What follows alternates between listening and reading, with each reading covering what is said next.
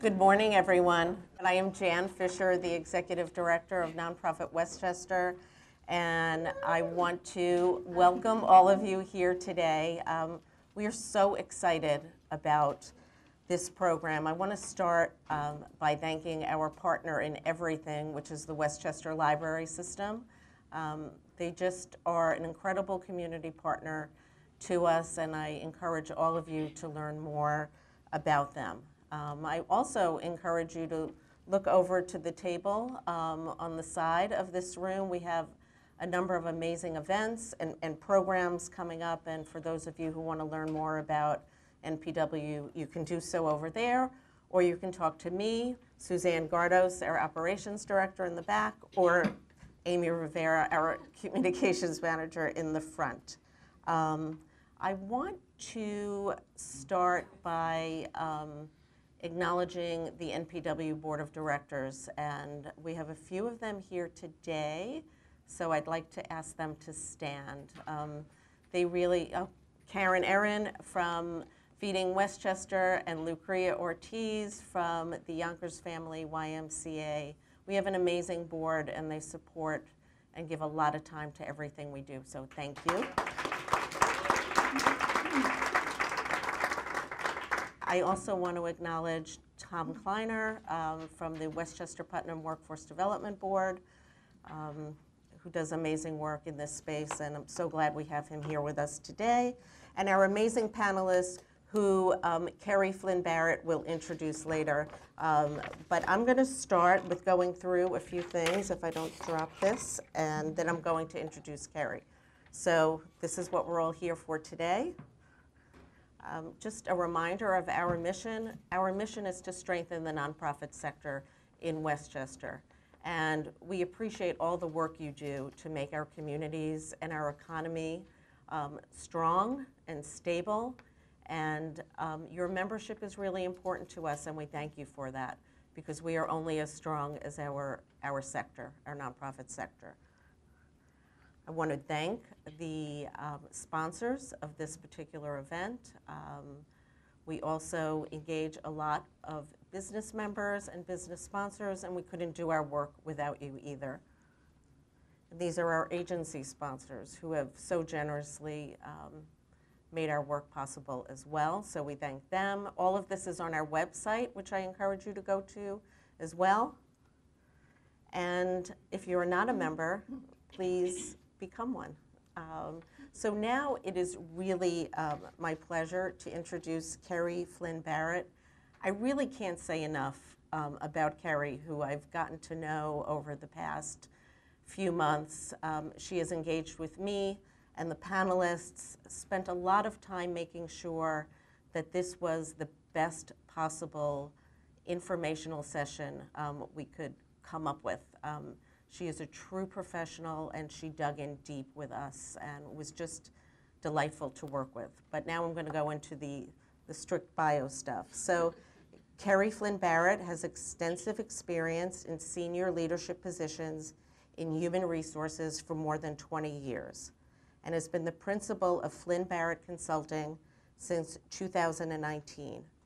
Her work has transcended various industries and includes HR design and strategy, process design improvement, employee relations and mediation, talent strategy, executive coaching and leadership development. She is active in the local and national Society of Human Resources Management and other professional organizations. Kerry's commitment extends beyond the workplace into the community, where she and her family volunteer in organizations such as NAMI, National Association of Mental Illness, Next for Autism, and the Ali Forney Center in supporting LGBTQ homeless youth. So please give a really rounding round of applause for Kerry.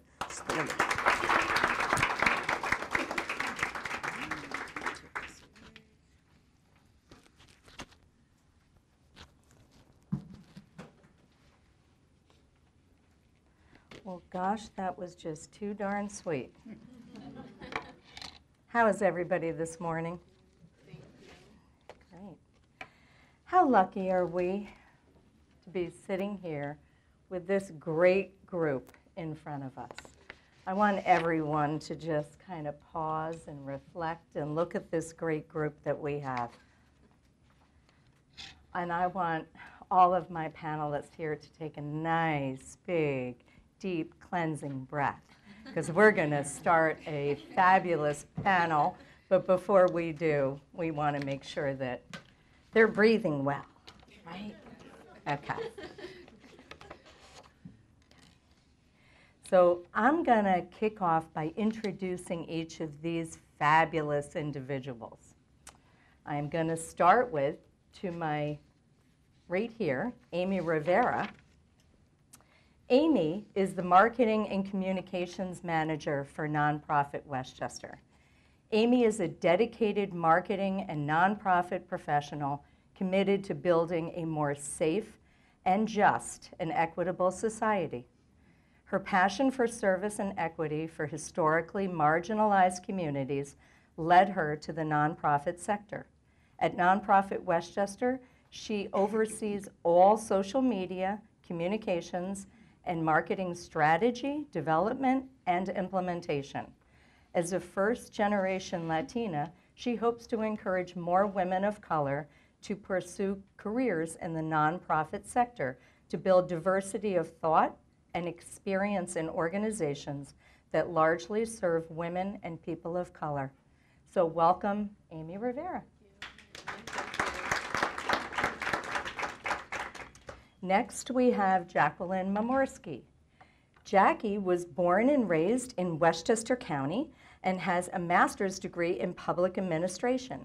She is currently the project coordinator at My Sister's Place, focusing on improving services for deaf survivors and the deaf community. She has been a fierce advocate for a deaf community for many years. Welcome, Jackie Mamorsky.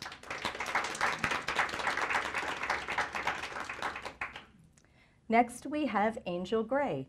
Angel is the Program and Policy Manager at Westchester Children's Association, and she is committed to disrupting systems that disproportionately impact children and youth. She has a passion for advocating for policies and programs that provide opportunities for marginalized communities and believes in using her platform to bring awareness to the issues facing our most vulnerable children and youth. So welcome, Angel Gray. And last, but certainly not least, is Danté Hudson. Danté serves as the Chief Operating Officer for the YWCA White Plains and Central Westchester, with over 15 years of experience in nonprofit organizations. Similarly, Danté has worked for YMCAs and Boys and Girls Clubs in various capacities in New York City and in Westchester County. Danté is also the owner of a style company called the Hudson Look, which I want him to stand up because he is actually modeling that Hudson look today.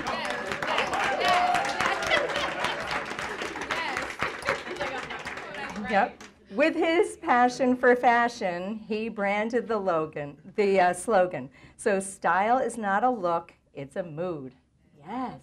All right. So let's give our panelists a great big round of applause.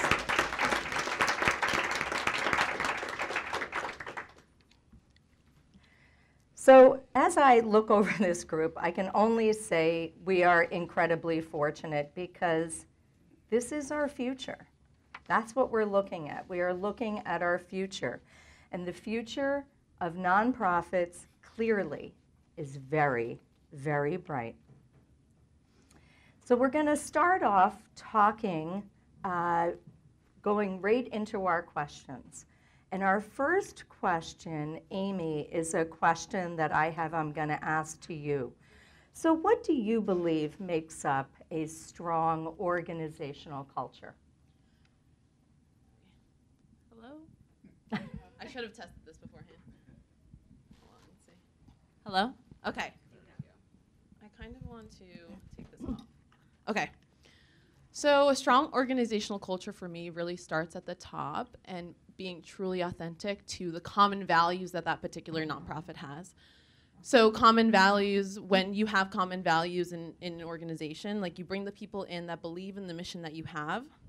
And then when you're authentic about how you deliver it and transparent about how you deliver it, you can start to set the tone for everyone else. You know, as a nonprofit leader in the C-suite, you can start to set the tone of organizational culture. So the way I see it is really starting with the common values, then you deliver authenticity, and you're transparent about the entire process.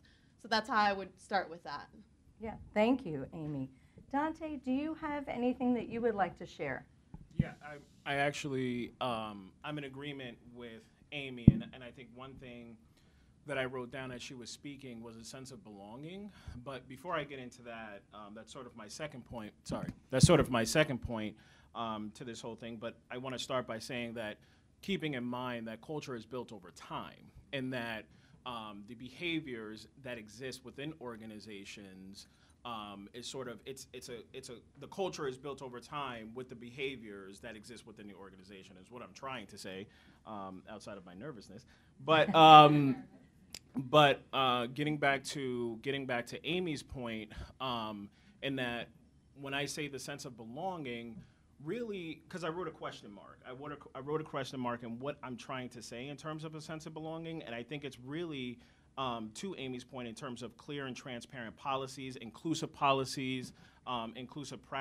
But really what it boils down to is, like, is this organization or is this place right for me, right?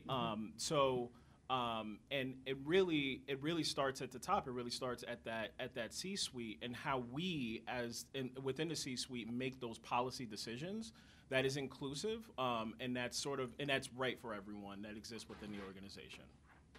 Got it. That's great. I'd like to say something. Is this not on?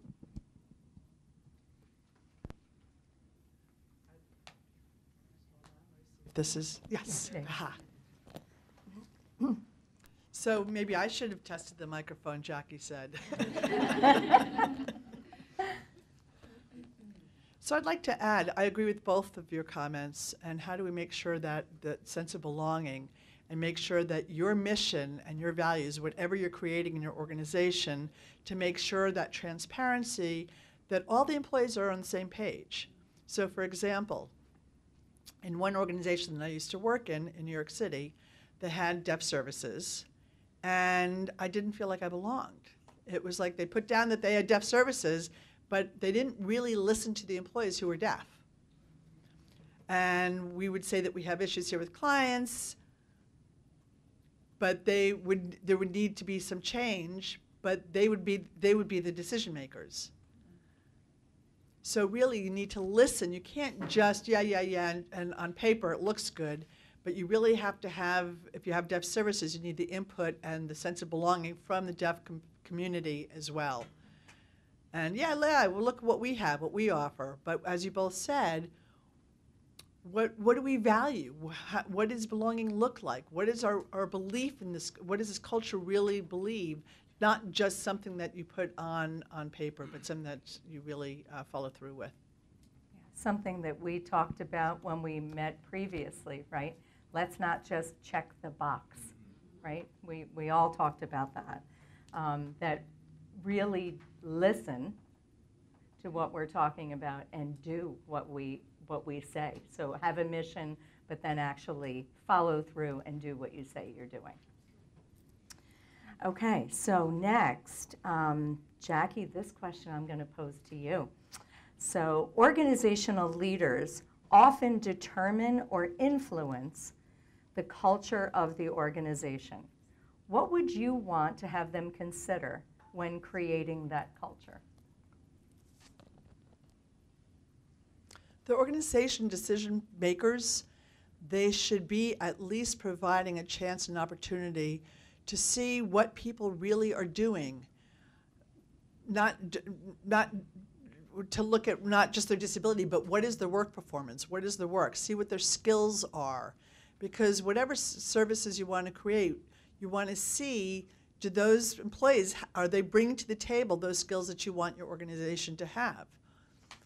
Because you want retention, you don't want a high turnover, you want people that are satisfied and stay on the job. And so part of that diversity, I think, is really making sure that you know what their skills are rather than meeting a quota. And that's always something that I try not to be part of. I don't want to be part of a quota. I want to make sure that I'm representing on my resume what my skills are, what my abilities are. Whenever people meet somebody, you want to know what their skills and not just about, I'm hiring you because you're deaf and we're meeting a quota, but there's a balance between meeting a quota and hiring people for their capabilities and what they can do on the job. And I think that's part of an organizational culture in the decision-making process. So I want to just pause there for a moment, because that is so incredibly meaningful and impactful. And when you were speaking, Jackie, I intentionally looked out on the crowd, and what did I see? A lot of this, because people really, that resonates with people. No one ever wants to be hired for a quota. You want to be hired for your knowledge base and your skills. So thank you so much for bringing that forward and saying it so eloquently. Thank you. The other thing I want to add, I like to talk, I'm just letting you know in case you haven't noticed that already. Interesting. I'm not using my voice and my hands, but I'm still talking, right? So, yeah. The other thing I wanted to add is whatever that quota or people with disabilities or deaf people,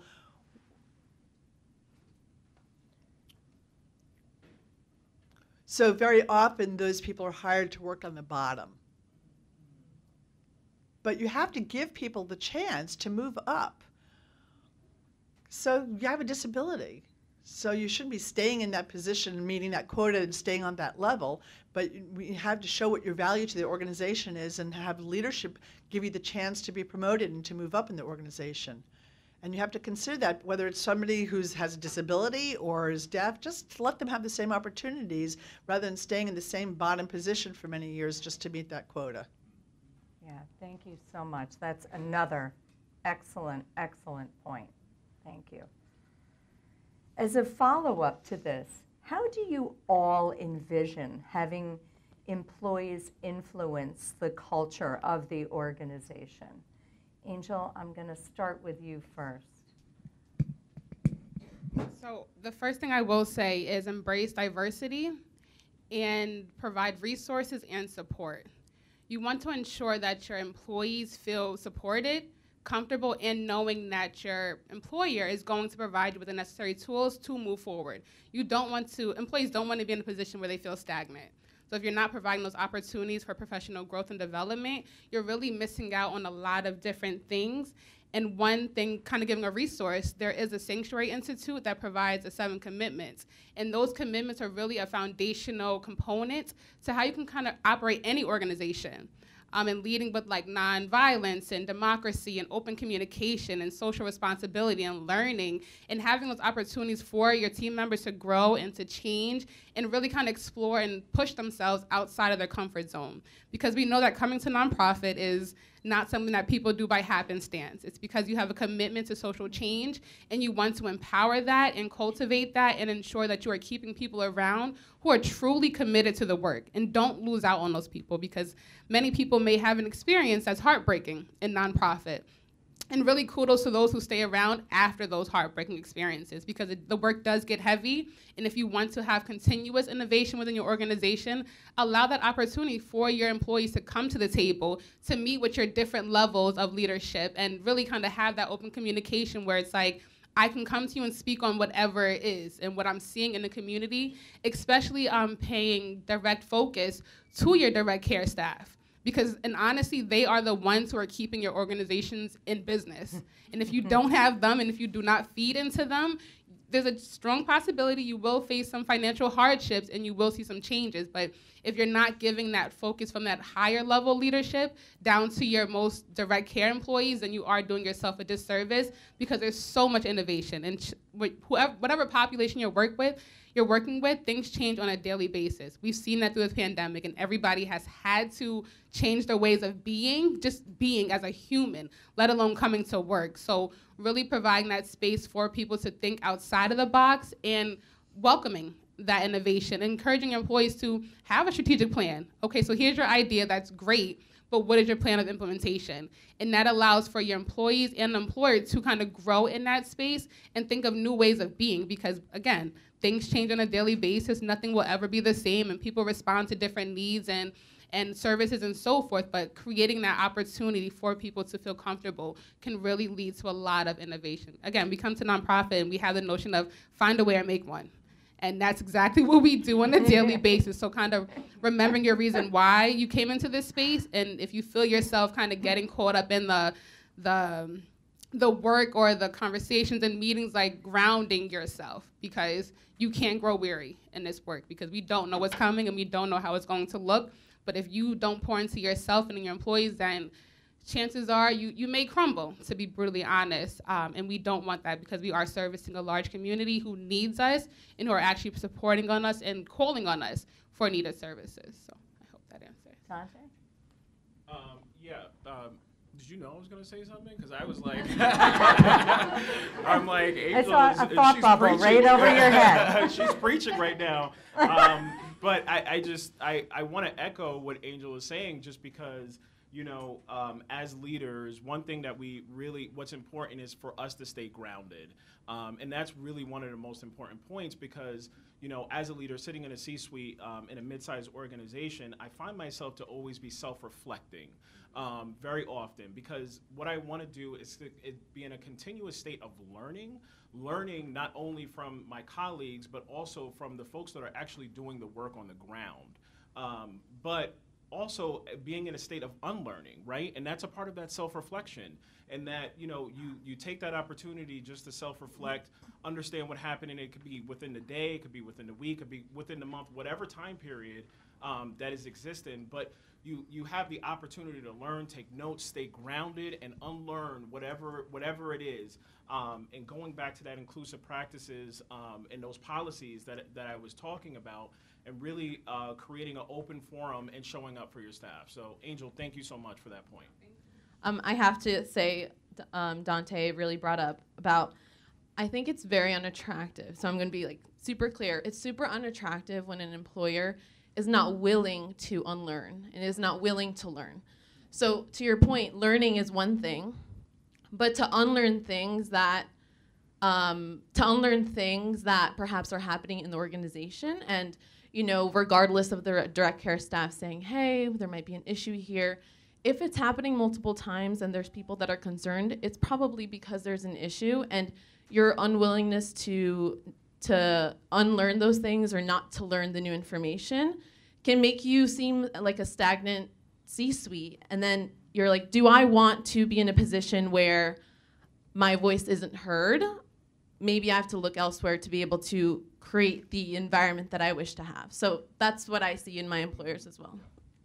So give me an example of what you mean by unlearning, just for the group, if they are really not sure what you mean by unlearning.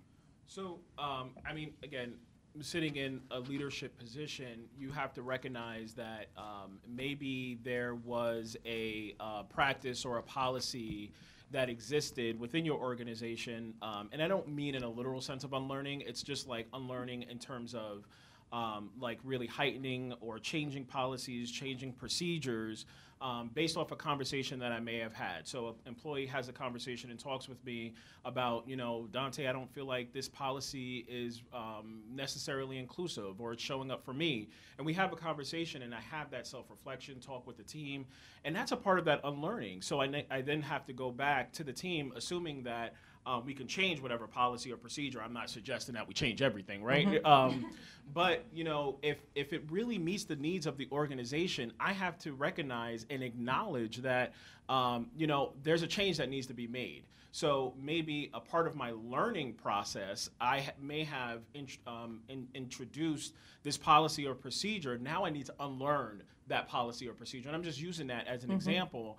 but I don't mean in a literal term of unlearning, just more so just like having the ability to change and take ownership as a leader. And that's really what's important as part of sitting in this leadership seat and really understanding, again, having that conversation with whomever this employee is, taking responsibility and saying, you know what, you're right, and I'm sorry. And changing whatever it is. So I'm not sure if that necessarily answers your question. No. But The open-mindedness, I love it. We had a conversation. We all met together and we had an awesome discussion. Danté, I think one of the examples of unlearning that you mentioned actually when we were talking was about the hiring process. Right. I feel like that's one of the most clearest ways of unlearning, because we all have like this one way of hiring. It's been done forever. It works. We get great people. Yeah. But we don't realize that, you know, to your point, and I know you talked about the YWCA, about how now all the questions are standardized Right. to make sure that there's no bias. Yeah. So in organizations like small nonprofits, they're not necessarily thinking about a standardization of questions. They're kind of just like, hey, tell me about yourself, or they're kind of going with the flow because you're a small nonprofit. You're not, you know, you might not be thinking about that. You're thinking about your immediate needs. So you're not thinking about how you need to have some kind of standardized process for interviewing. So even in that sense, going to your C-suite, going to leadership, saying, hey, maybe we should standardize this process so that it eliminates some kind of bias or reduces the bias, I think is one example of unlearning. Yeah. And what? Oh, I'm sorry. And what we talked about, I'm sorry, Ms. Kerry, I'm not taking your job by just us going back and forth. But I guess this is a part of the conversation. But what I had mentioned, and thank you, Amy, because I most certainly forgot that. But you know, one thing when my CEO, the new CEO at the YWCA, started within our organization, we talked about having a standardized interview process. And this really, the standardized interview process really stems from really equity, right? To ensure that we remove any bias that could exist within the interview process. And you simply just ask the same questions to every single potential employee, but also the process in which it exists looks and feels the same. So they go through the 25-minute interview process via Zoom, and there is a committee of folks that have been selected to interview. That's really the first round. The second round is 3 rounds within one. So they come to the organization, and then every 30 minutes they're meeting with a group of people. Talking about, to Angel's point, to the direct care professionals, we include direct care professionals as part of the interview process. That way we can get buy-in from them, and they feel like they are part of the process, right? So that really is the first round of the interviews. Some direct care professionals, program directors, senior program directors. The second part would be meeting with the C-suite staff, so chief operating officer, CFO, CDO, whatever it may be. And then the last one, if this was a C-suite level or someone that's reporting to the CEO, the last part of the interview would be meeting with the CEO. But also as part of this process, you know, even looking at resumes, in that you redact certain information from resumes. There are folks who are even redacting names from resumes just because, you know, if it's a name that you can't pronounce, sometimes we fall into our bias, right? Redacting also the address, the phone number, and things like that, just to remove all of that level of bias. So I gave you just literally a 60-second snippet of what that process looks like. But under, again, this my new CEO's leadership, we have hired 2 folks under this process, and it's been amazing. Right. So we had a very long conversation about this when we met originally. And of course, being an HR professional, I love this.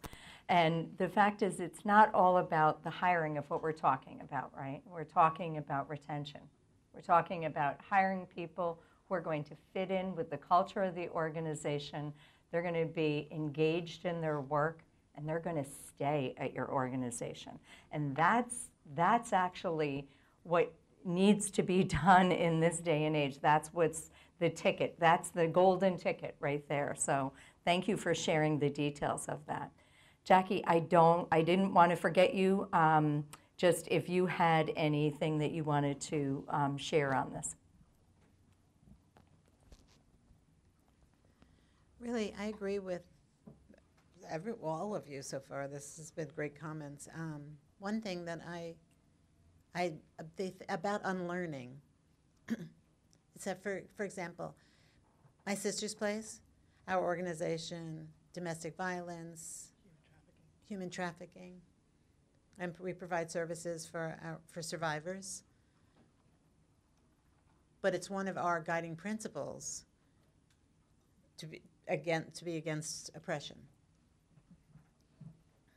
We just had 2-day training on deaf culture and foundations and how to provide better access and services to our deaf consumers, clients. Because we're getting ready, to open up our doors to the public, and that we're ready to service deaf survivors. And also, part of the idea of being against oppression is that we provide services to the client, and also we have an understanding of how the system made them. So we can act and how they're impacted by the system, and so how we can undo racism. Because we have to learn how the impact worked on the community and the person. And the employee as well, not just those who we serve. So that's another way of unlearning, learning how it impacts the society and how the environment impacts the organization and the clients or survivors. Yeah, thank you. So next, how does organizational culture in the nonprofit sector differ from other sectors, such as the for-profit or government sector? So what makes it unique? And I'm going to ask this of Amy. So I've been able to work in a lot of the sectors: private sector, profit sector, government sector, and now the nonprofit sector. And I would say, we all know this, the nonprofit sector is very unique in the sense of it surrounds around impact. And we all come together with these common values that we have, and we believe in this mission. And so when we are working with, when we come around for common values, the nonprofit sector itself has that advantage. You might show up to the private sector because you like your coworkers or you like the pay, right? You can particularly show up to the nonprofit sector because you want to create that impact. But above that, when you have that impact and then you have employers who understand that what you're working, like the organization you're working in is something that you're passionate about. If they understand that this is something that you're passionate about, they continue to cultivate your passion into growing into that position, into being a social justice advocate for that particular issue. So I think it's a direct reflection of who you believe you are and what you want to stand for. Because if you're working in that sector, if you're working in the nonprofit sector, you genuinely believe in the impact that you're going to have. So remembering that we're all here for those common values, and then using that to continue to inspire your employees. And that's how I feel when I'm working in the nonprofit sector, at least. So. Yeah.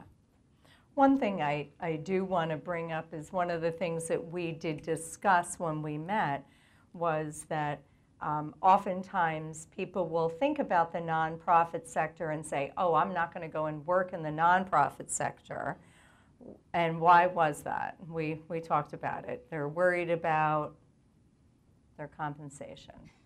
Yeah. And we had a long talk about this because the value of the individuals working in nonprofit is the same value as the individual working in a for-profit sector. And it is the same value there. It's just that the sector is different. We did have a long discussion about this. And it's kind of, it can almost be that, not the existential question, but there's a piece in it where we have to advocate for the sector itself, right? That we have to recognize that our work is equally as important as the private sector, and if not more important. So we have to change our mindset and have a mindset of abundance, that we deserve to be paid this particular amount. We deserve. So coming in here, obviously, is the compensation equal to the for-profit sector? No. But I can be someone to help it get there. I can be someone to help change the narrative so that the people after me can be incentivized by both the impact and then also the compensation and also the benefits. And this is something that is going to be, like everything, it's going to be slow. We're going to move forward with it. But if there's not people like us moving the needle forward, it's never going to happen. So I kind of view it that way, because compensation is not only salary. It's the things that are feeding my soul, being able to having bosses, having leaders, the C-suite that really are investing in your future, investing in your growth. I know perhaps that my compensation now may not be the, what I think is the compensation I deserve or whatever, but I know that number is going to get there. Like, I know with the experience and the investment from the leaders above me that they're going to help me get to that position where I'm not only being compensated, but I'm also changing the systems that are around us so that the next person perhaps that it's in my position won't have to worry about that discussion. Angel, you look like you have something to say. She's got the thought I bubble. I do. 'Cause just listening to Amy speak, it always brings me back to like remembering your reason why. When it comes to nonprofit, there's so many different uphills and downhill battles that we will encounter and overcome, to be very clear. But like remaining grounded in your reason why, like what brought you here? What brought you to this organization? What social change movement are you looking to have an impact within? And that's so important. And just kind of hearing Amy speak, it really kind of resonated with me in the sense where it's like, yeah, we may want more pay, but because we're so committed to the work, and sometimes the change can overcome the pay that we are receiving. Like that's when you want to and keep that kind of employee, and making sure that you are being able to cultivate that space for that individual. You don't want to leave people out who are interested on their own of being a nonprofit and really, advocating for social change, but then you're kind of overlooking them or overlooking their passion or not really getting to know them as a person. I feel like in nonprofit, we're very personal, because we have to be. We're working with families and community members and so forth. So we can't come as service providers with this wall up where we're not able to kind of see through it and interact with our community members. There's no way to really elevate yourself and move forward in that space. And I found that just working in nonprofit alone, like you have so many opportunities to allow yourself to grow and push yourself outside of your comfort zone. And that may mean walking up to somebody at an event such as this and introducing yourself and saying, and finding so many different connections that can be made in that space. But if we're not stepping outside of our comfort zones, it'll never happen. But again, I believe that nonprofit really provides that opportunity for you to connect, for you to grow, for you to have innovative thoughts, for you to bounce ideas off of one another, for you to call somebody. Like in this day and age, for you to be able to call somebody and just say, hey, I'm checking on you. What's going on with you on your end? Like, how can we connect and how can I take some things off your plate? Like, that means a lot. So I find that in nonprofit, and I've never been in other sectors, but I've interacted with others, but it's just nonprofit is really where the heart is. You have to have a heart to be a nonprofit, and it's really where the change takes place. That is like, it's monumental, and just you can see how the community members who you are serving are impacted just from one service, from one conversation. You never know what kind of impact you're going to leave on somebody. So nonprofit is very special and sacred, but it takes a lot of work. Yeah. I'm sorry, Amy, did you want to say something? It's just one point, and I want to emphasize again, because it is heart and it's 100% heart, but we're coming in this to say it's heart, but we're gonna get the compensation to go up to match the heart. Yeah. Like we're not our at least my thought is that this is just the way it is. This, or people say this is just the way it is. This is just the pay. This is just a stepping stone. But I don't want them to feel as though that is the stepping stone to their next job, or have it be that's just the way it is. I want to match the heart to the compensation. And that's not going to happen if there's not people in the C-suite advocating for everyone else. Yeah. Yeah. And my point was really just around getting to like a sense of community, and that I really want to shout out Westchester, because while I was born and raised within Westchester, prior to my role as a chief operating officer here, I worked in New York City. And I was the regional director of membership sales and engagement for another organization, which I won't name. But in that role, I just felt like it being in New York City. Again, this is no offense to anyone who works in New York City or anyone who works in the corporate field. I should have started with that, right? But you know, when I worked in New York City, I felt like it was a grind. I felt like it was a part of that grind culture that I'm just not. I'm not about the grind culture. But I felt like I was consistently having to move all the time. You know, New York City is completely different from any other place in the world, and it has the ability to have its own life. And I just felt like within the time that I spent there, that I was exhausted. You know, it was the consistent grind culture and that firefighting that I had to experience literally on a day-to-day basis. Now, that's not to say that I'm not experiencing the grind culture and that firefighting or a sense of firefighting within my current role. But what's different about coming to Westchester and working in Westchester is that I feel like that sense of community, and that not only do I have my colleagues within my organization to rely on, I have folks within this room to rely on as well. That I know that there's folks in the room that's outside of my organization that I can legit just call and be like, hey, can you do me a favor, whatever it is, or can I run something by you? Because again, it's just that sense of community. So I in a literal sense want to like shout out Westchester and the work that we do, because we really do good work. That's awesome. That is awesome. Jackie. Yeah. I'd like to add about compensation. Of course, the not-for-profit organizations have sort of a, you know, you don't earn a whole lot of money compared to the profit or the for-profit or private companies. But for people with disabilities and deaf people, in terms of money, you don't want to use accommodations, providing accommodations as an excuse, like hiring interpreters. We have 2 interpreters here today. It's expensive. But you don't want to hold that over the employee and look at that rather than their skills and not provide them the opportunities just because they have to pay more money because of the interpreting, for example.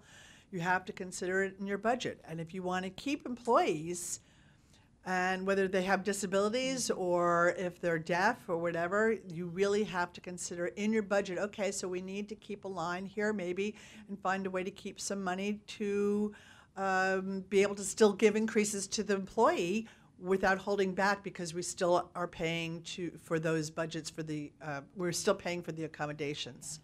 So you have to consider both the employee and the clients, but you are, you have to understand that it's tough for deaf and disabled people.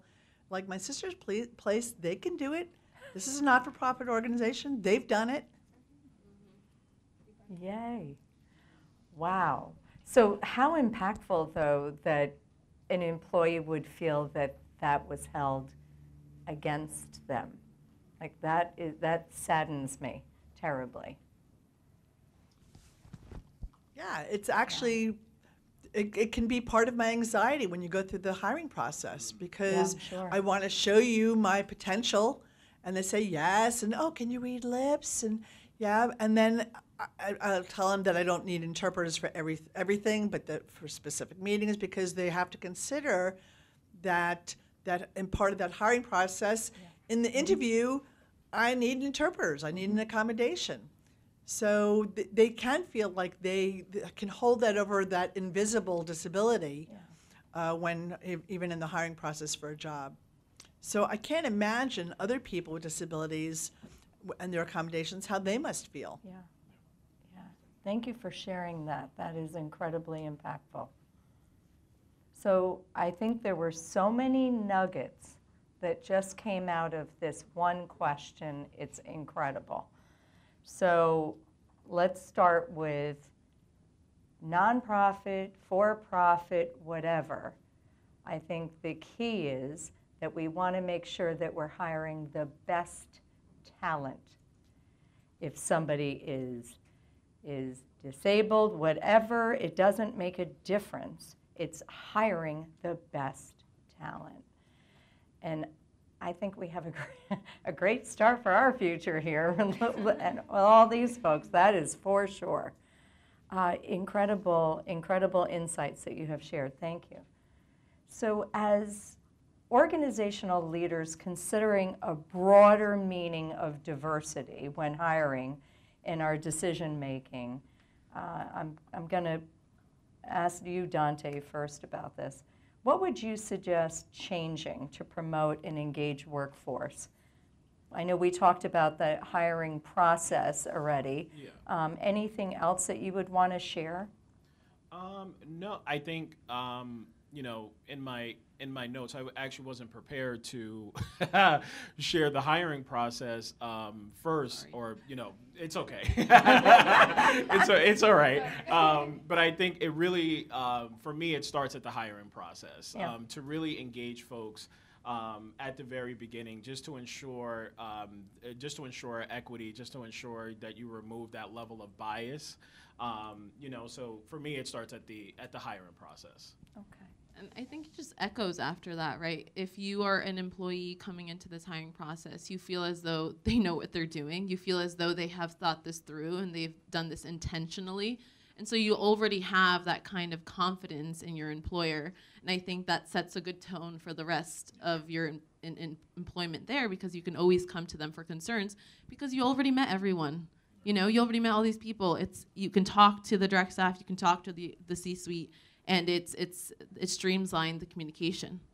But also, just had a thought, that it's also equally important to not only focus on the acquisition strategy for potential employees, but also your retention strategy as well. Absolutely. And how you retain your current employees. And it really boils down to what we've been talking about since the very beginning, that sense of belonging, having inclusive practices, having inclusive policies that really meets the needs of the organization. So oftentimes, especially right now, as we're looking at this like great resignation, quote unquote, and we're looking to hire, we are at the same time losing focus on retaining our folks, and ensuring that the folks that are actually doing the work right now are really in good standing. So I would want to echo and just say, let's not lose sight on our current employees as we're looking at an acquisition strategy and trying to get folks in the room, because I recognize that we are all trying to get new employees. It's been difficult for us to find new employees, but let's not lose sight on the folks who are doing the work. Absolutely. Jacqueline. No, go ahead. What I'll quickly add is that when you are going through that hiring process, do away with the question of tell me about yourself. Like, please do away with that question, because you see my resume. This is who I am and this is why I'm applying. And really kind of focusing on, especially when it comes to nonprofit, like what social change or movement are you most committed to or most resonates with you, and have that conversation to really see how invested somebody is and what kind of research they've been doing and what kind of work they're ready and willing to do as well, because just that conversation alone versus the tell me about yourself conversation can lead to a very robust conversation, and you can just gain so much knowledge in that space and begin to like think of different programs or policies that can be changed or new ones that can be implemented to really further, you know, prosper and grow within your nonprofit organization. But please do away with the question of tell me about yourself. I can. Brunch on the weekend. Right, exactly. Like, why do you want a job? I can pretty much say I can't say if I can talk. I can't say I can talk about myself because I'm not going to talk, but I'm going to sign. But anyway, so yeah, how's your weekend going? Ay. I think for the hiring process, though, I think it's an important part of how you're writing the job description as well. You don't want to limit skills or roles or responsibilities when maybe you're going to miss out on something more broad that applicant actually can do in that position and with that position. For example, if a person with CP, with cerebral palsy, and the responsibility will say you have to put things in a box or you have to be able to lift 20 pounds or something, do they really actually have to do that every day? Maybe it's actually once a month kind of a thing. But once it's in there, so you're putting a barrier in that for an applicant that isn't necessary. So I think you have to look at the job positions and consider Is that really, could that possibly be a barrier for somebody who in other ways would be absolutely appropriate for this position? And you have to consider that when you're writing your job descriptions. Yeah, that's an excellent point. It really is. And I think looking at all of these things in the hiring process, as you talked about, I'm sure that the question, tell me about yourself, is not included in the questions that you're doing now for your organization, Danté. No, most certainly not. Yeah, I'm sure it's not. I'm sure it's not. But it's more around the question. It's more around, tell me. I forgot the exact question, so I can't say it verbatim. But just tell me around like why you're interested in the position, or what led you to apply for this role. Something around that. So you sort of ask the question in a roundabout way and focus on the role, because again, just from an equity perspective, and to Angel's point, it just the question just doesn't make sense. In reality, it just doesn't make sense. Yeah. So how can nonprofit organizations authentically support emerging leaders, specifically those with diverse backgrounds? Amy, I'm kicking off with you. Yeah, so I've been Look waiting at her, to she's answer so this excited. She's going to jump out of her chair. I've been waiting to answer this one because I didn't want to jump out of the order of the questions, because I'm really passionate about this one, because I feel as though I've been particularly nurtured in this area. So I would say completely invest in the growth, both personal and professional, of your employee. So this looks like, tangible things, looks like inviting them to events that you go to. Giving them opportunities to network with people they would normally not network with. Network with people that are in the C-suite. They could be direct care staff. Have them, if you see the potential in this particular person, have them connect with people who have nothing to do particularly with your nonprofit, but you have absolutely no idea what that kind of environment can create. And more so, I say personal as well, because all of this really nurtures that person's confidence. And a lot of the times, especially with people of color, women, there's imposter syndrome going on in our heads. There's imposter syndrome telling us that, we're not good enough for this particular thing, that we don't deserve to be in that room. And so even acknowledging that and saying, okay, you got this. For me, and I want to say shout out to Jan a little bit, because there are opportunities where it's like, you can go do this event, do this program, go to this particular event that may not be necessarily related to my job. But I know coming out of it, I have all of these connections that I wouldn't have otherwise had. And I know that someone is investing in the growth of my future. And on top of that, so this is not a plug, but this is generally from my experience, the Emerging Leaders Program for Nonprofit Westchester, we have all been in the Emerging Leaders Program at Nonprofit Westchester. We go to different organizations in Westchester, and to Danté's point, the community building that we have, a lot of the nonprofits in this room, will go after funding together. They will partner up for specific projects. And so I feel like the Emerging Leaders Program does a great job of getting those emerging leaders to make those connections now. So by the time they are, and even so more so in the C-suite and in executive director status, they've already made these relationships over time, and they've already learned the foundational issues of Westchester. So I just those things in of itself, I feel like someone has invested in my growth, and you can authentically invest in your employees' growth moving forward. Yeah.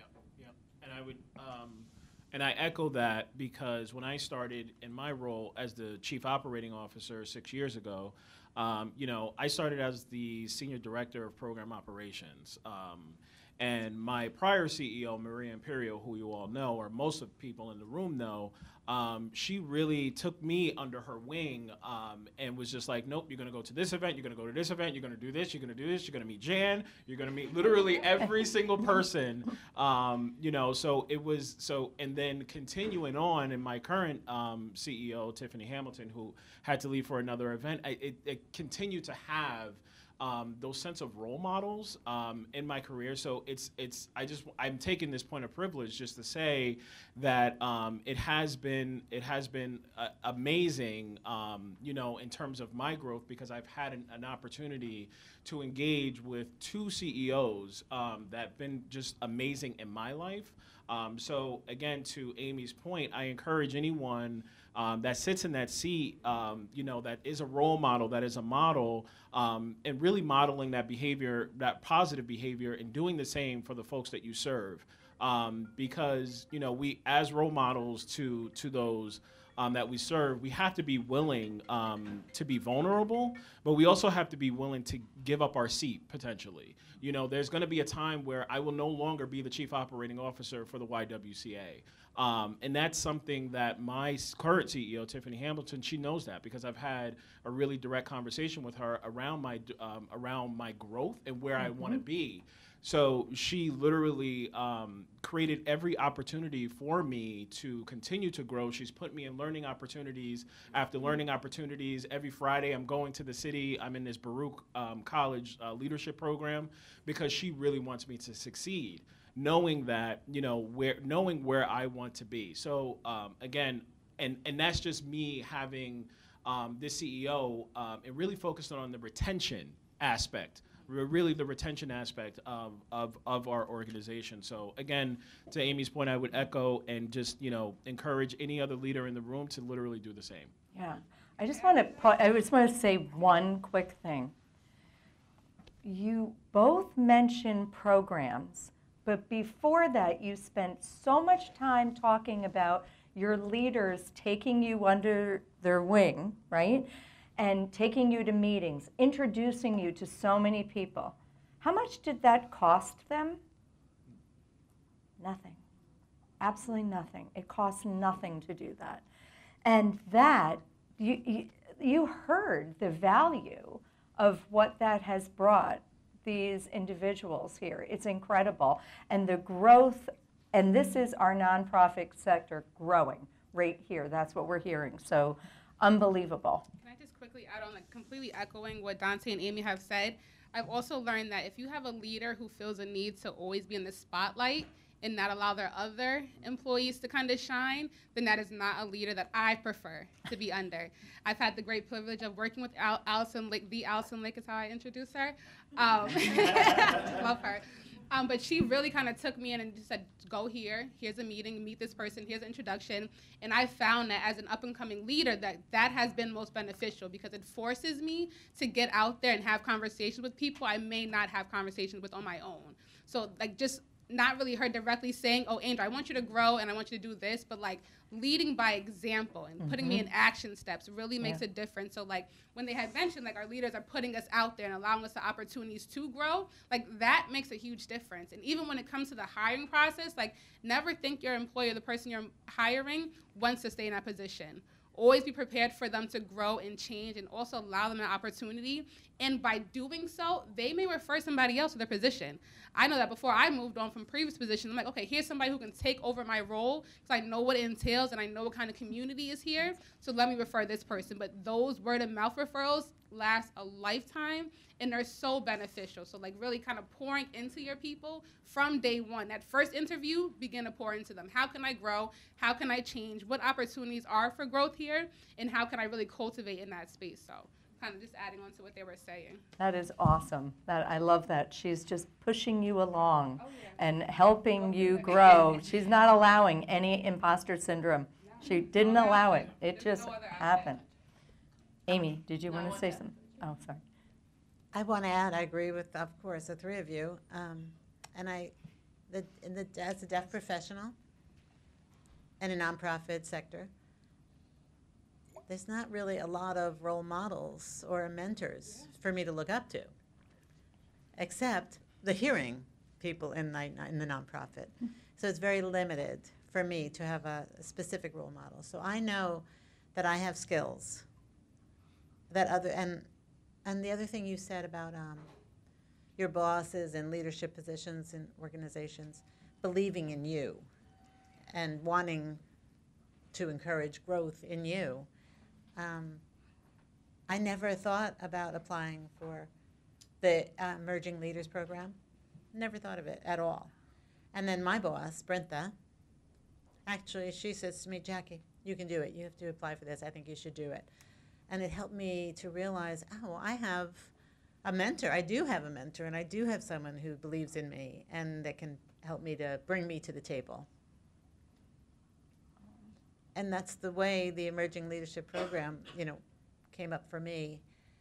And I've networked so much, and I've met so many people that I would, now I'm at NPWs, people with. The advisory committee, the roundtable with, on NPW's Disability Roundtable Committee. So it's just broadened my abilities to do more, to have more opportunities. And it's impacted my professional growth because I really see, I do have people that believe in me and see beyond my deafness. And she is a role model.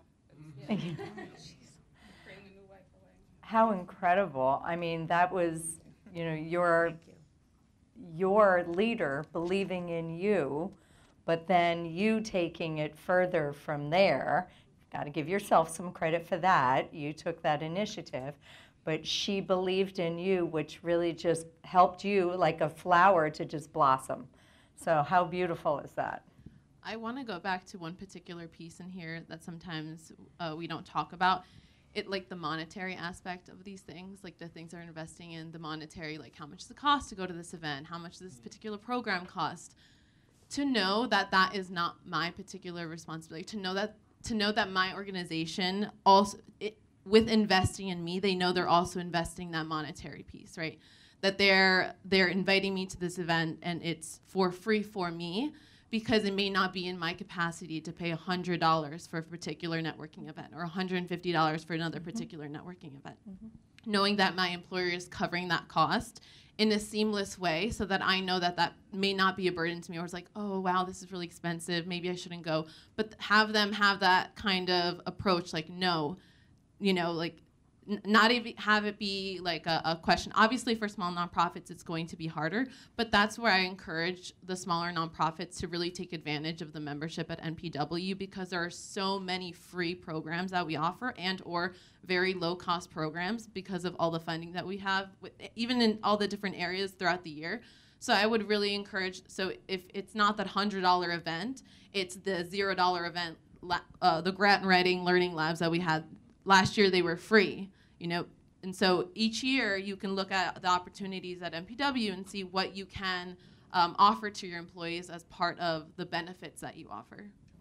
I think that speaks to, like, whenever I tell people when they're looking for new positions or so forth, look at that organizational's budget and what their budget lines are. Do they have a budget for professional development? If not, be a little weary, because you don't know how your growth or change will look. But like for organizations really investing, having a full budget line for professional development in itself, so that we don't have the moment where it's like, oh, I can't go because of the cost. No, I want you to go because you will grow and you will change and you will receive valuable information. So that's something I also tend to kind of analyze and look at and see what is what. What are you invested in? Because if you care, it's in your budget line. If it's not, then it's a different conversation. But the budget speaks a lot for organizations.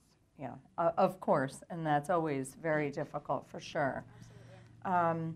So as a leader of an organization, imagine yourself, you are sitting in the C-suite, Danté, you're in the C-suite, in the nonprofit industry, and you're preparing to lead, recruit, and retain employees. What specifically, though, other than what we have talked about, in this current environment that we are living in, what are some of the things that you would want to consider for hiring employees or for really retaining the current employees that you have? Danté, you mentioned it. You said, we have to be worried about the people who have stayed, and helping them to stay and to help them even though others have left. Yeah, and I know it's not like other than what we've talked about, but I keep going back to like this sense of like well, let me start by saying I define my leadership as a servant leader. And really what that means is that I always, or want to always apply charitable assumption, assume people are doing the right thing, role model positive behavior, and show up for those who need me the most. And that's really how I define my leadership and my ability to lead. But going back to my earlier point, in terms of like, me being a leader, I have to recognize that sometimes it is uncomfortable sitting in this seat. That sometimes like being a leader, especially a servant leader, could be exhausting. And that's something that I have to own, and that's something that I have to acknowledge in order for me to be the person I want to be to others. So when I talk about this, like, learning and unlearning, I mean that in a literal sense, in that there are times where I have to make myself vulnerable in order for me to be the leader that I know that I can be. So it is that constant state of just like learning, consistently learning, and unlearning, recognizing that I may have done some sort of harm to someone. So I know that I'm perhaps repeating what I said earlier, but I'm making the point in that, as leaders, we have to acknowledge or recognize that there has to be a level of vulnerability as it exists in our day-to-day. We have to be people. We have to be people in order for us to lead organizations, make tough decisions, sit in the uncomfortable seat, and do things that just are uncomfortable, Yes. right? Yeah. So, True. that's my long point to your short question. Making tough decisions is tough. Yeah. It just is. Yeah. So with that question, so I think about this a lot because I wonder, there's been so much great leadership so far and like moving forward. What I would like to see, so coming into the nonprofit sector myself, I did not know that this was a possibility for me, this particular role. And I would say like a lot of people in this room did not know they could be this role in the nonprofit sector. In college, communications and communication marketing was strictly, or a lot of it was, you're gonna go work for a firm, an agency, or you're gonna go work in the private sector. And so, I think about this, this is a little seed in my head for the future.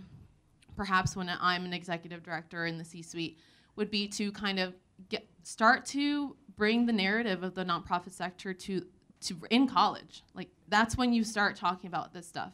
And that's when you start to say there's more, you hear nonprofit sector, you hear, the compensation's not that great. But we don't realize there's so much more to it. And at the same time, trying to get that compensation to be great. So hopefully by the time I'm an executive director, I can go to the colleges and the compensation won't be like, eek, will I have to sacrifice a little bit? No, you don't have to sacrifice that piece because you're gonna get paid for your skills. And this is a sector that you can actually have a career in. So that's what I would have. Yeah, so we have to remove that assumption, right? And that just gives kind of a food for thought, though, about having more education about working within a nonprofit sector within higher education. It's giving like a little thought bubble up here of having further conversation on that. Yeah, thank you. In addition to what has already been said, of course, pay equity, like pay us what we're deserving of to begin with, but also having organizations truly committed to self-care. Knowing the line of work that many of us do, it is very tiring. And you will have moments where you feel like, what just happened today? And how do I kind of debrief and like work through what I'm feeling? But when you have an organization who's genuinely committed in your well-being and making sure you are able and you have the tools to show up each and every day, it makes a true difference because you don't want employees to feel bad about calling out when it's like, I need a mental health day today. I need a day for self. Just to be. I don't want to answer an email. I don't want to answer a phone call. I don't want to do work, but I just need to be so I can recharge and come back with a new mindset, with a clear mindset. Because if we're working people to the ground, we're never going to have clarity. It's not going to happen. And we're going to continue to stay in this space of like this status quo or like running on a wheel. But like, let's jump off the wheel and begin to like have a space where we are able to take care of ourselves because we're needed, obviously. and ensure that we're also, because we promote certain things to our community members, like, yeah, take care of yourself, show up to your appointments, engage in this, but like, what are we doing within the nonprofit realm? And I'm guilty of it. I fall short all the time. I know many of my colleagues do as well. So it's just like, really having an organization who supports that and promotes that. Like, first thing is first. If you need to call out, don't be afraid to call out. I'm not saying every day, obviously, but like, you know, have your moment, and allow that space to be safe for your employees as well, because it makes a huge difference. So that's what I want to see moving forward. I'm seeing it, but I want to see it with everybody with a nonprofit moving forward. So, Angel, thank you so very much for bringing that up. I think that is incredibly important. You know, the pandemic changed so many things for everyone, but I think really an incredible positive change is organizations are actually, many organizations, not all, many organizations are allowing people to really show up and be authentically telling their story, which I don't know about anybody else in the room, but I was never allowed to authentically tell my story way back when I was a nurse. There was no such thing as calling in for a mental health day. That would never have happened, right? But we all just lied. How terrible is that, right? I mean, that's exactly what it was, right? Right. It's awful. It's awful. But thank you so much for bringing it up, because now I think it has become way more of a standard practice where people are able to share what really is going on in their life. And if we, as you yourself, if you as a caregiver can't like get your whole tank full, you cannot be giving to anybody else if your tank is empty. So thank you so much for bringing that up, because I think that is so important. Showing up as your authentic self. Danté, I know you always talk about that. I know. I was like trying like, don't say anything. Say it. Because I know time is of the essence, but you know, authenticity that I always talk about is important, just because in order for our folks to be authentic, we have to be authentic, right? I have to have the ability to show up as my most authentic self. But I also have to recognize and acknowledge that sometimes being authentic can sometimes be uncomfortable, just because, again, getting back to that level of vulnerability, that sometimes folks could take advantage of that level of vulnerability of you, but that's an uncomfortable space that I have to just put myself in order for others to do the same. So, you know, I always talk about, for me, especially throughout my career, because this whole nonprofit thing happened by accident. I just want to say that, and that this was never the plan. I did have big dreams of working for Vogue and being at the Met Gala. I just want to point that out. You still may get there. But at a point in time, you know, this just happened by accident, where I was just, you know, working in a summer camp for a YMCA in White Plains, and then that turned to this. But as I was in my career, I did suffer from that imposter syndrome. I tried to be someone that I was not. And recognizing that, you know, and honestly, I didn't realize that authenticity was important until I started here at the YWCA, and that I have to recognize that sometimes I am the blackest in the room, sometimes I am the loudest in the room, I could be the gayest in the room, I could be whatever it is in the room, but I own that. That's it. That is who I am. So authenticity is important.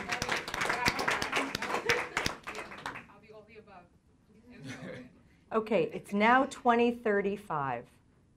How do you want the world of work to be?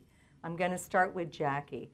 How do you want it to look like, operate like, feel like? I want organizations to be supportive of each other. Doesn't matter whether there's disability, whether someone's deaf, and provide people a chance to move ahead. For me, my dream, I want to be a director of any department that's not only deaf-related, because I want to be considered that I have other skills that have nothing to do with being a deaf person. So I dream of working and providing services to any other population or group of people, just general public. I can jump in Angel? quickly. What I want is for organizations to have like what we have at this table. People who are willing to speak up and to speak out and really address what's going on with societal changes, and having partnerships and knowing that we can call on somebody. If I need your support, I can call on you because we have that interpersonal relationship. But I do want people to kind of let go of we need leadership, obviously, in the level of hierarchy, but like let go of that notion when you're doing the work and know that your CEO is just as good as your direct care worker, your janitor, whomever, but let's all partner together to get the work done because it's going to take a community effort, even within our organization, because we are serving a larger community. So let's pull in, give our insight, and kind of move forward in that space, but like don't shut people down based upon our positions at that, especially. So I would also want to say, like, so even like Gen Z, what's the other generation after Gen Z? I don't even know. But like they're, but the people that, you know, would people that we would hire in 2035.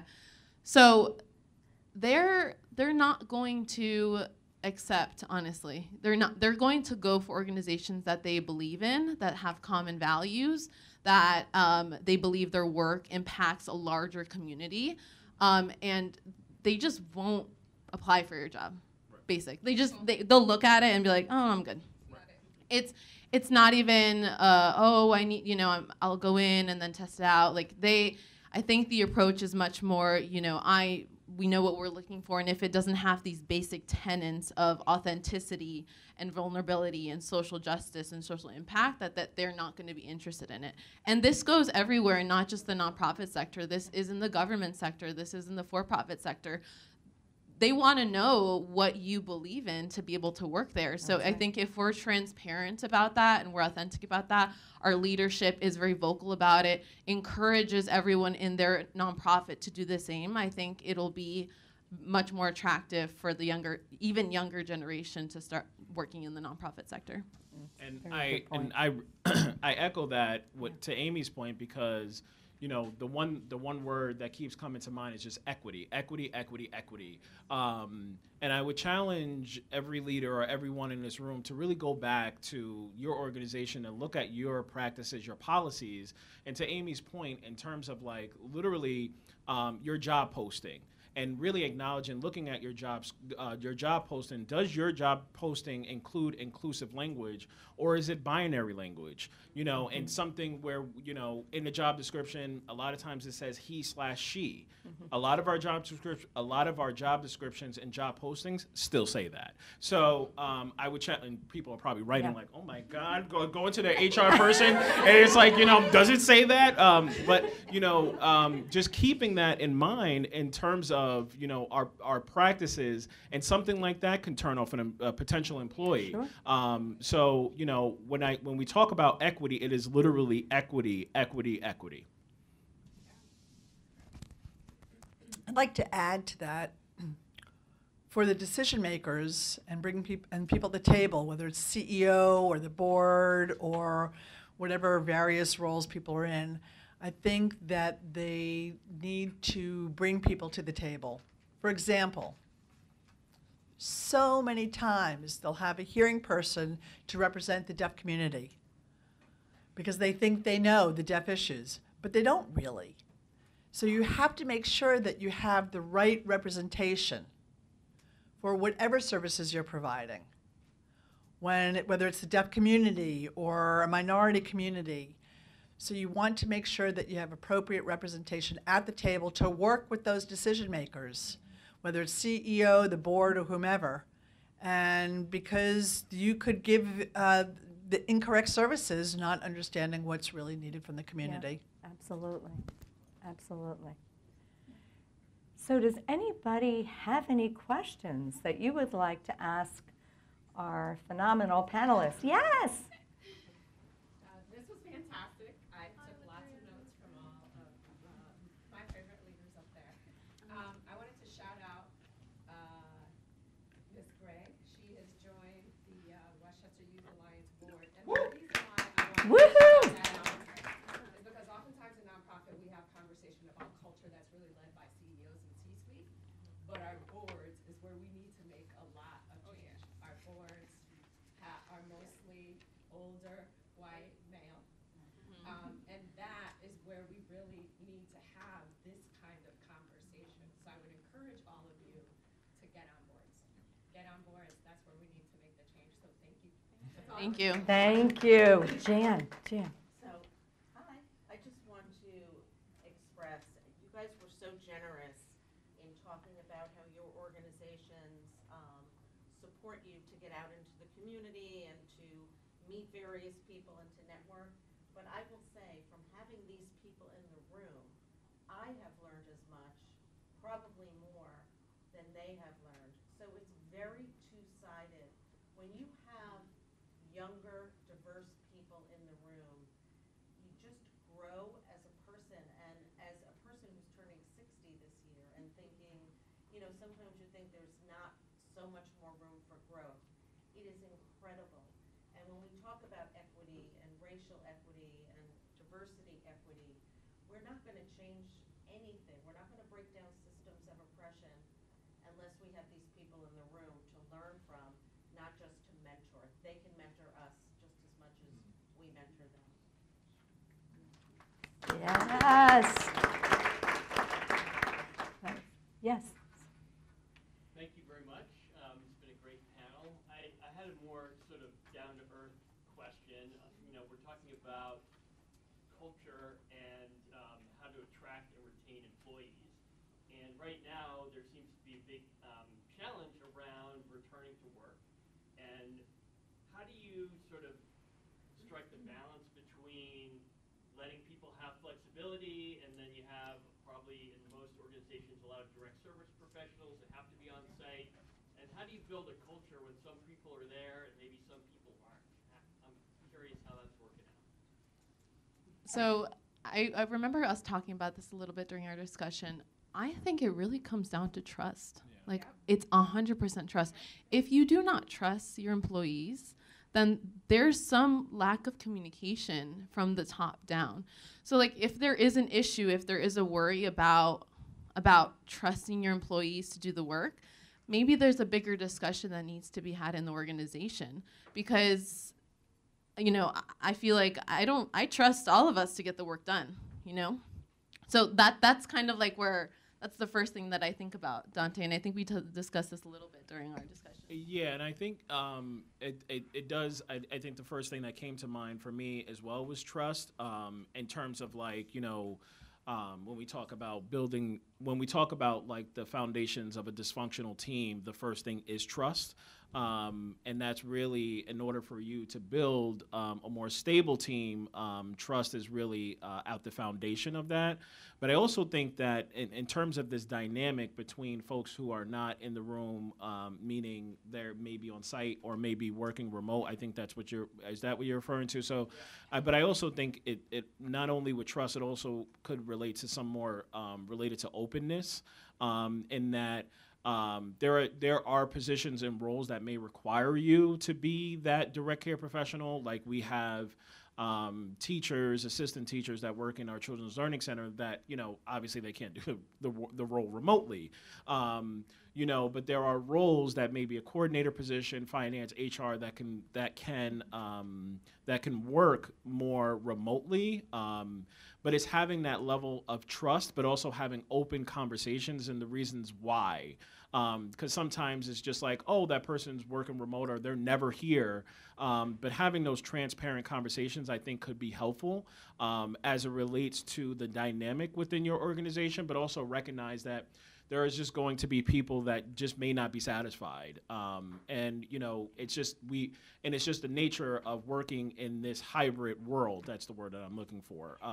Just because, again, of the roles that exist. So as an organization, you have to sort of make a decision. If you want to be hybrid, you have to accept. And if you want to just be fully in person, which our organization, the YWCA, we're 90% in person, and that's just because our roles require us to be there. So, openness, transparency, but also having that level of acceptance that, there are folks that may be in certain roles that just won't be happy, but ensuring that whatever seat that you're sitting in, you're having transparent and open conversations with them. I think also. The other thing, there are different layers. I agree with you, but depending on the role and the person itself, the person's required to be in person. But the other layer is accommodation. Sorry, I'm so sorry to cut you off. Am I Can't not- hear you. I think you need to put it closer to you. Yeah. No, I think it's Oh. There you go. Right Yeah. there. Okay? All right. That's fine, thank you. So let me start again. So talking about different layers of accommodations, when you're thinking of making the role, like if it's an in-person role or if they can work from home remotely, and the other layer of accommodations being, like for example, before COVID, when people with disabilities said, I can do this job, but can we agree on, I'm sorry. Can I work from home? Or can you make an agreement of transparency? Most of the time, the employers would say, no, you can't work. You have to come in person. Doesn't matter if you have a disability or you're a wheelchair user or some other kind of needs that you have. Doesn't matter. But then when COVID hit, of course, everybody had to have accommodations. And it was a very ableist position at that point because our needs changed. And it wasn't because of a person had a disability needed the change. It was because we all did.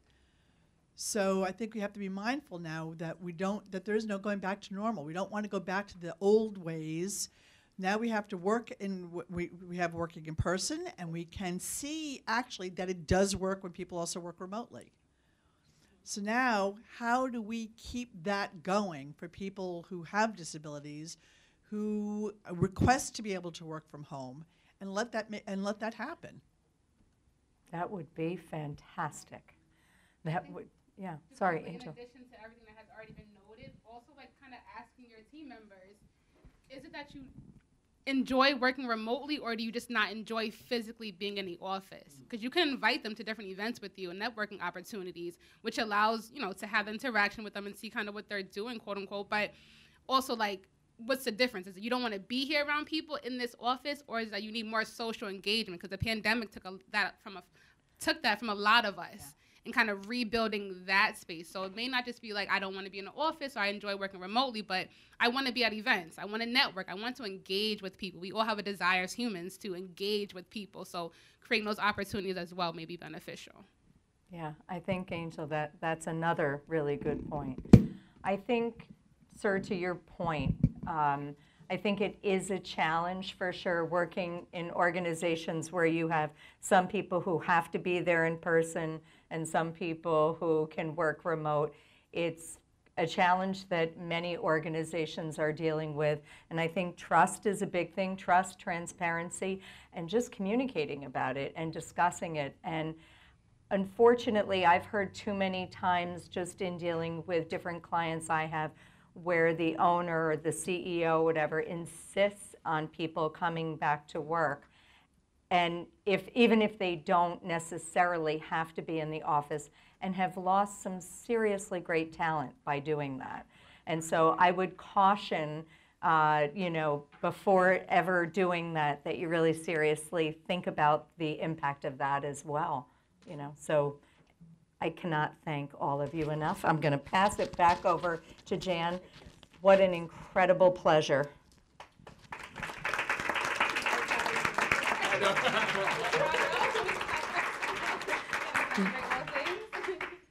Thank you all for coming. I think what's really important here is this topic has been discussed over and over and over again, and I've been part of those conversations.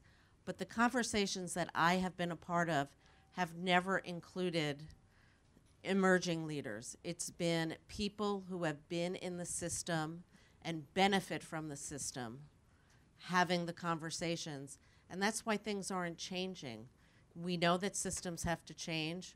We know that we have leaders here in the nonprofit sector that can really help all sectors understand what is needed to move things forward in our workforce. And I'm so thankful to them. I'm so thankful to Kerry. Let's bring them in. Let's solve problems together, because if we do not, then we're not going to move forward as a society. So thank you so much to all of you.